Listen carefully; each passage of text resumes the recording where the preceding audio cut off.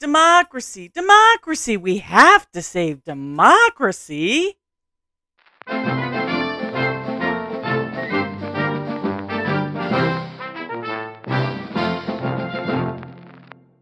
Rosie the Riveter here, dropping more truth bombs to destroy fake news and propaganda.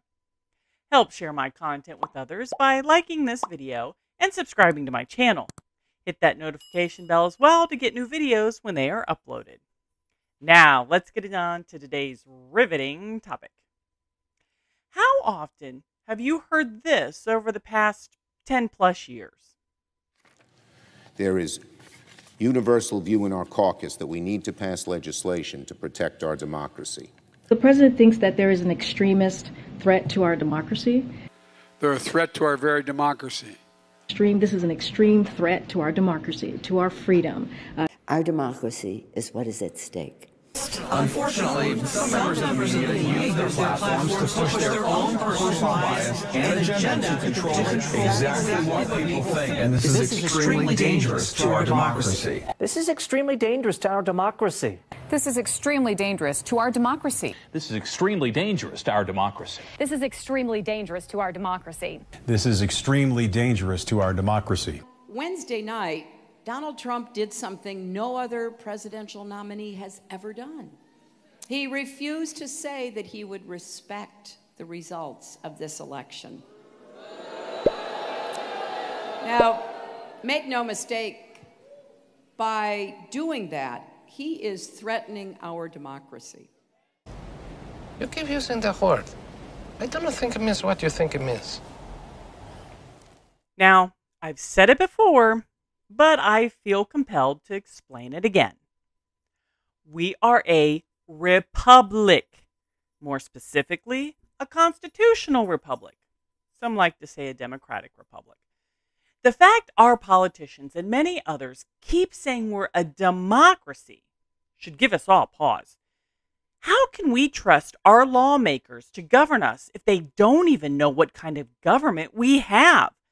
And how are we supposed to keep our form of government if we don't know what that form of government is? Do you know that the founders never used the word democracy in our founding documents? More importantly, do you know why? Because democracies view the population as a whole, while republics focus on the individual citizens. Eventually, democracy evolves into mob rule, where often the most vocal and the most violent, which can actually be a true minority of the population, they can control the masses through threats and intimidation. How? It's how the KKK terrorized the black community, forcing them to start voting Democrat when they all voted Republican after the Civil War. It's how the brown shirts terrorized the Germans into allowing the Nazis to lock up, torture, and murder the handicapped, political opponents, and the Jews. And it's how Antifa, BLM, and the Pride community terrorized companies, communities, congressmen, and courts into allowing policies and laws that betray the Constitution and their conscience. Our founders brilliantly gave us a representative government where we elect officials to represent us, the individual, which allows those in the minority a voice. You know, what the Democrats always demand when they are in that position. But when they're in the majority, then it is democracy, and majority rules all the way, baby. One form grabs power, which they use to control the people. One is designed to give the governmental power to the people. And we are seeing right now on full display those who believe in tyranny and those who believe in freedom. Let me explain.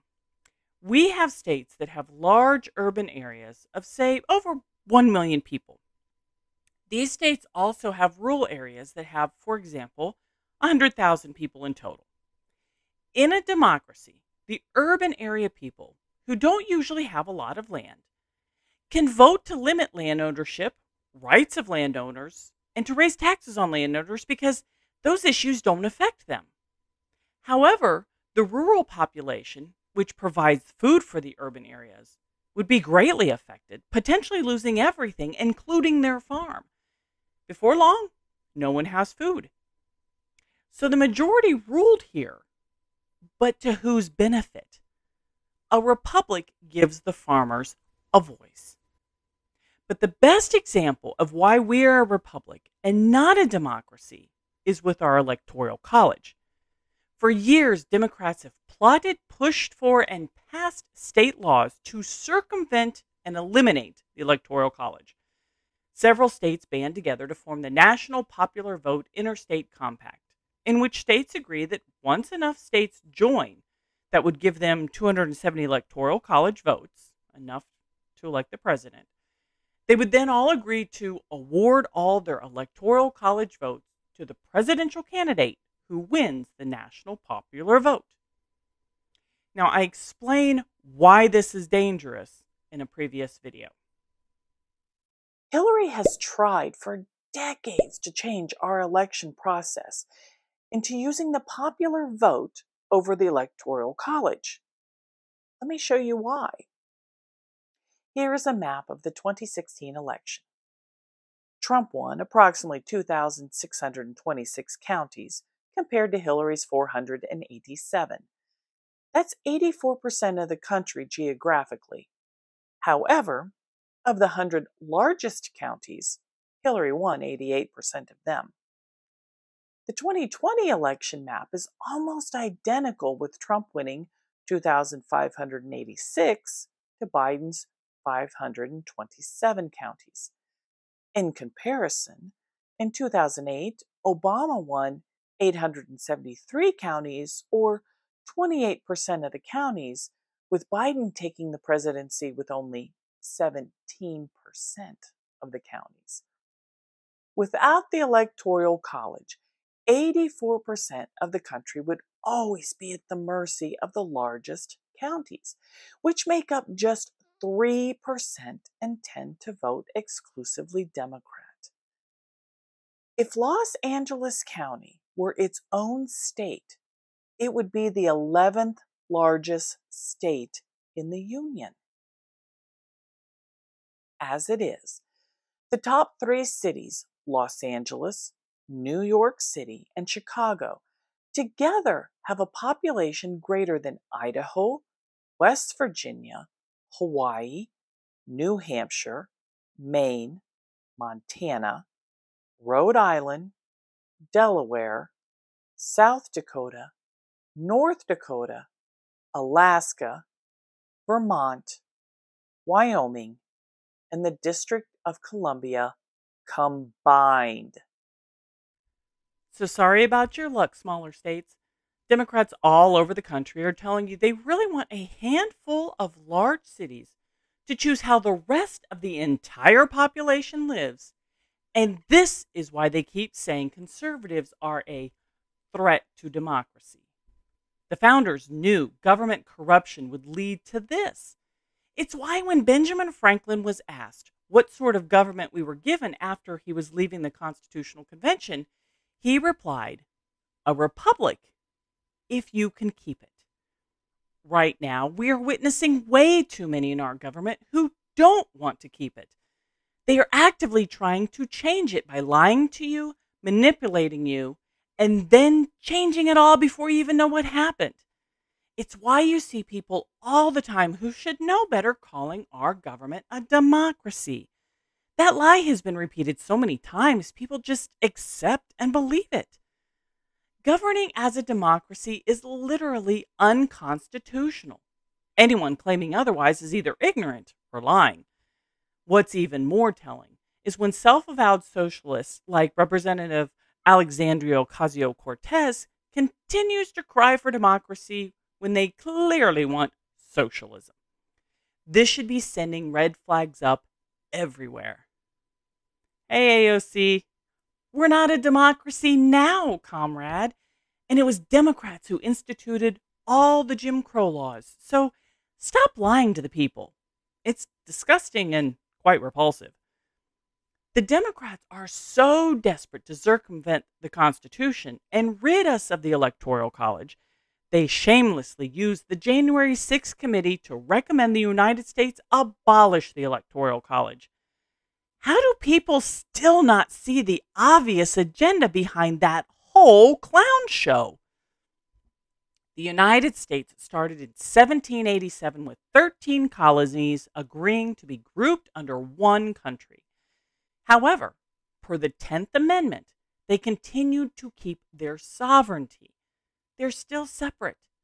As we grew to 50 separate states, along with Washington, D.C. and some territories, that agreement still holds. But we've forgotten about it because we allowed that history to be hidden, rewritten, and quietly removed.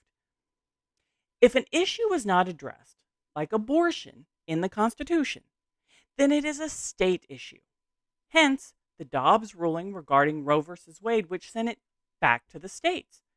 Those demanding a democracy want everyone lumped together where decisions are made by centralized areas for the good of the people, regardless of how the entire separate states feel about it. Yeah, tyrants have got a lot of mileage out of that propaganda line. As I showed before, a handful of cities would have a population to erase the will of whole states. Is that really what we want, America? Just look at the condition of New York City, Los Angeles, San Francisco, Philadelphia, and Chicago. Do you really want those citizens telling the rest of us how to live? No, and the founders didn't either.